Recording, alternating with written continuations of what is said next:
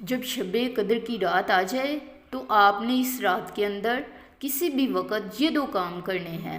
آپ نے سب سے پہلے 11 مرتبہ درود پاک پڑھنا ہے، پھر آپ نے ایک تسبیح اللہم اجرنی من النار، اللہم اجرنی من النار،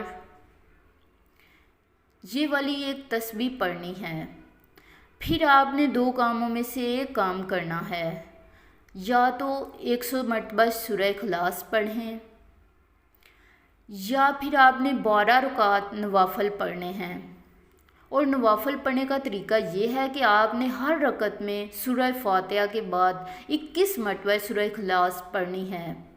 دوستو یہ 2 کام کرنے سے ان دنوں میں سے یا 2 سورہ اخلاص پڑھنی یا 21 نوافل پڑھنے ہیں، اور پھر آپ نے ایک تسبیح اللہم اجرنی من النار کی پڑھنی ہے۔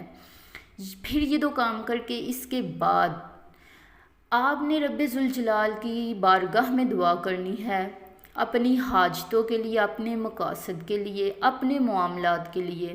اللہ تبارک و تعالیٰ اس بابرکت رات کی فضیلت سے، جس رات کے اندر رب کی رحمت چھما چھم برس رہی ہوتی ہے، اس رات کے صدقے لیلۃ القدر میں آپ کی دعاؤں قبول فرمائے۔